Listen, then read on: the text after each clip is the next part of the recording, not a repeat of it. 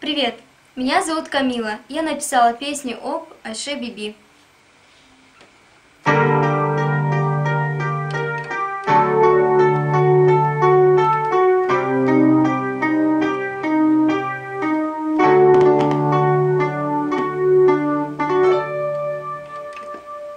Среди других историй о любви была одна об Айше Биби, что в волшебный храм